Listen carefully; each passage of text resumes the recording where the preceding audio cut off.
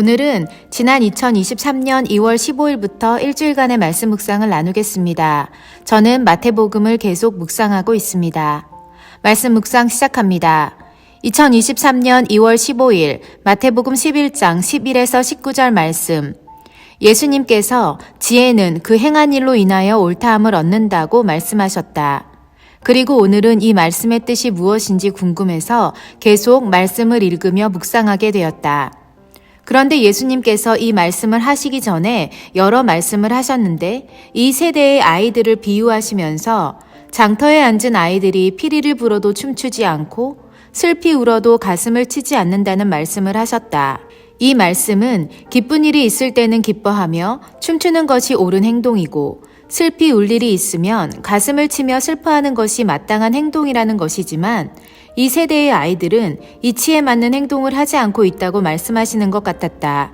동시에 요한과 예수님에 대한 사람들의 인식을 비교하시며 말씀하셨는데 요한이 와서 먹지도 마시지도 않는 것을 보며 사람들은 귀신 들렸다고 말하고 예수님이 오셔서 먹고 마시는 것을 보며 먹기를 탐하고 포도주를 즐기는 사람이요 세리와 죄인의 친구라고 말한다고 하셨다.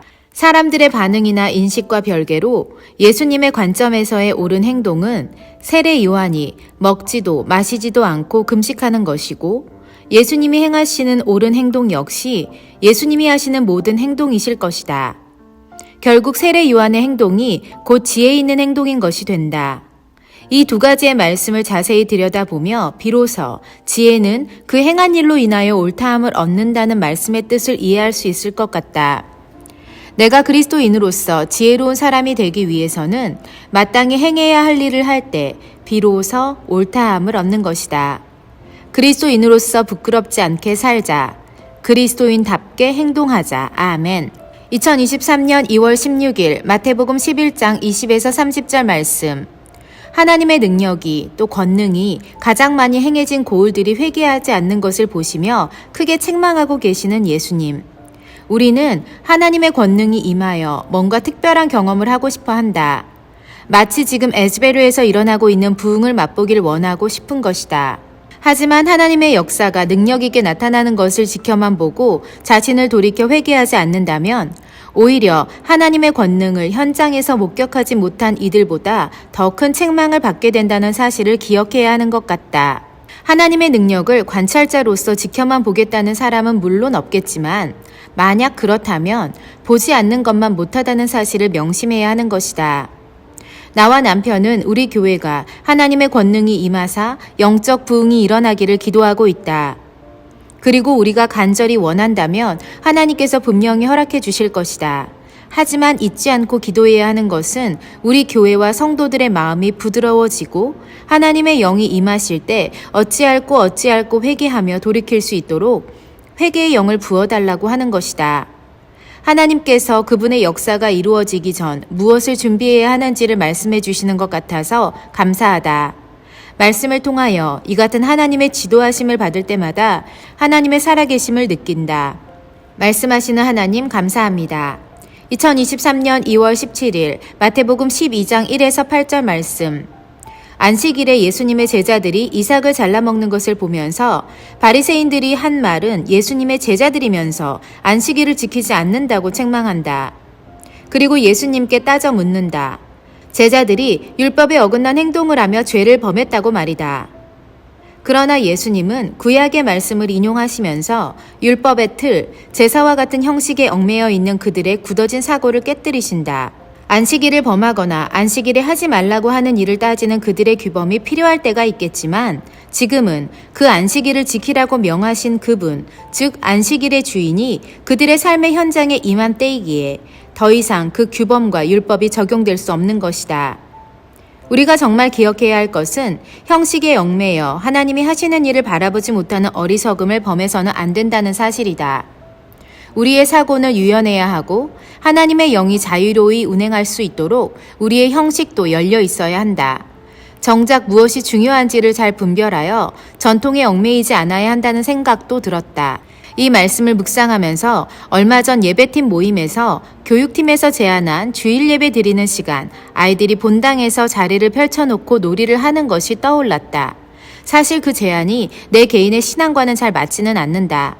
성도들이 예배에 집중할 수 있도록 하는 것이 더 낫다고 생각하고 아이들은 아이들만의 공간에서 예배하고 학습하는 것이 좋다고 생각한다. 하지만 담당자의 교육 철학을 존중하고 지치지 않고 사역할 수 있도록 격려해야 하기도 하고 또 사실 내 의견이 그렇게 중요하지는 않다.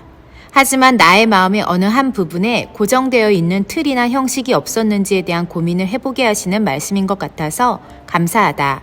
2023년 2월 18일 마태복음 12장 9에서 21절 말씀. 이사야에 나온 예수님에 대한 예언을 보면 예수님은 상한 갈대를 꺾지 아니하며 꺼져가는 심지를 끄지 아니하기를 심판하여 이길 때까지 하신다고 말씀하고 있다. 이 말씀이 무슨 뜻인지 궁금해서 계속 묵상해 보게 되었다. 어찌 보면 갈대가 상해 있으면 꺾어도 상관없다고 우리는 생각한다. 이미 상했고 누군가에 의해 혹은 어떤 방식으로든 꺾일 테니 말이다. 또 심지도 마찬가지다. 다 꺼져가는 심지라면 우리가 그것을 꺼도 상관없어 보인다. 이미 거의 다 타고 없어져서 곧 사라질 것이니 말이다. 하지만 예수님은 우리가 이미 다 끝난 것 같다고 생각하는 그 순간에도 아직은 끝이 아니신 것이다. 마치 끝날 때까지 끝난 게 아니라는 말처럼 말이다. 또 예수님은 심판에 대해서 이방에 알게 하신다고 하셨는데 심판까지가 끝이 아니라 심판하여 이길 때까지 지켜보시고 그 이김 이후에야 비로소 상한 갈대가 꺾어지고 꺼져가는 심지가 완전히 꺼지는 것이다. 어쩌면 이 말씀에서 우리는 하나님의 우리를 향한 기다림의 완성을 보는 것이 아닌가 생각이 들었다. 모두가 다 끝이라고 생각하는 그 순간에도 하나님에게는 아직 끝이 아니고 이길 수 있는 가능성을 단 1%라도 남겨놓으신 것 같은 느낌이 든다. 2023년 2월 19일 마태복음 12장 22에서 30절 말씀. 예수님이 귀신 들려 눈 멀고 말 못하는 사람을 치유해 주셨을 때 바리새인들이 놀라며 예수님이 바알세불을 힘입어 귀신을 내쫓았다고 말했다. 예수님은 그런 그들을 향해 스스로 분쟁하는 나라마다 황폐하여질 것이요 스스로 분쟁하는 동네나 집마다 서지 못하리라. 만일 사탄이 사탄을 쫓아내면 스스로 분쟁하는 것이니 그러하고서야 어떻게 그의 나라가 서겠느냐. 이 말씀을 통해 하나님은 우리 속 안에서 하나님의 영과 사단의 영, 즉 우리 내면에서 일어나고 있는 분쟁에 대해 말씀하고 있으심을 깨닫게 된다.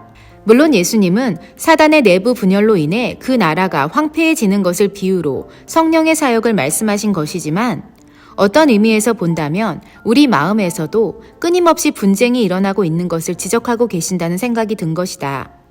육신의 소욕과 성령의 뜻, 사단의 유혹과 성령의 이끌림, 세속적인 삶과 영적인 삶 등 우리 속사람은 항상 영적 싸움을 한다.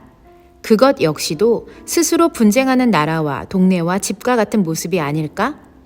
하나 되지 못한 나라와 동네와 집이라면 언젠가는 분열과 분쟁이 일어날 수밖에 없으니 말이다. 오늘 말씀은 내 속사람을 점검하고 내 영을 하나님의 영으로 충만하게 또 오롯이 채워나가 분열 없는 평화와 온전함을 이루어야 함을 깨닫게 해주시는 것 같아서 감사하다. 2023년 2월 20일 마태복음 12장 31에서 37절 말씀. 예수님의 가르침은 반박할 수 있는 말이 전혀 없을 정도로 상식적으로나 영적으로나 맞다, 그렇지 라고 고개가 끄덕여지는 말씀이다. 어찌 보면 세상의 이치, 인생살이의 보편적 가치, 즉 상식의 선에서 누구나 인정할 수 있는 가르침이 바로 예수님의 가르침인 것이다. 나무가 좋으면 열매가 좋은 것이 당연하고 나쁜 나무이면 당연히 열매가 좋을 리가 없다. 악한 사람이 가식적으로 선한 말을 흉내낼 수는 있을지 몰라도 결국엔 그 마음에 가득 담긴 것이 입으로 나오는 법이니 마치 완전 범죄인 것 같지만 완전 범죄는 없는 것처럼 언젠가는 그 속에 악함이 드러나게 된다. 그리고 선한 사람이 그 쌓은 선으로 선을 낸다고. 또 악한 사람 역시 그 쌓은 악에서 악한 것을 낸다고 말씀하신 것 또한 너무나 상식적이고 당연한 말씀이란 생각이 든다. 이처럼 하나님의 말씀은 우리를 좋은 사람, 선한 사람, 의로운 사람, 그리고 좋은 열매를 맺는 좋은 나무가 되게 해주신다. 우리가 이 말씀을 조금만 더 가까이 하고 조금만 더 잘 알아도 비상식적인 그리스도인이 되지 않을 것 같다. 그렇지만 세상에는, 아니 TV 뉴스를 보면 각종 비리와 범죄와 상식을 벗어난 행동을 하는 많은 권력자들과 고위 관부들이 크리스찬임이 밝혀진다. 그럴 때 나는 같은 그리스도인으로서 부끄러움을 느끼고 세상 사람들에게 미안해진다. 나아가 하나님의 영광을 가려버린 인간의 욕심을 통탄하며 하나님 앞에 죄스러움을 느낀다. 결국 우리 그리스도인들이 비상식적인 생각과 행동을 하는 것은 하나님의 말씀을 잘 몰라서이다. 다시 말해 하나님의 말씀을 읽지 않기 때문이다. 오늘 또 느끼지만 말씀을 많이 읽고 많이 알고 많이 내 내면에 쌓아놓으면 그 쌓은 말씀이 선하게 표출되는 것이다. 예수님의 말씀처럼 더 많은 선을 쌓자. 더 많은 말씀을 내 안에 채우자. 그래서 머리끝부터 발끝까지 말씀으로 채워지고 넘쳐나는 하나님의 사람이 되자. 그래서 하나님께서 세상을 향해 소망이 없다고 탄식하실 때, 그래, 리사가 있으니 소망이 있다. 그래, 리사 같은 내 백성이 곳곳에 있으니 아직은 괜찮다. 라고 위로가 되셨으면 좋겠다. 그런 하나님의 백성이 되고 싶다. 2023년 2월 21일 마태복음 12장 38에서 50절 말씀.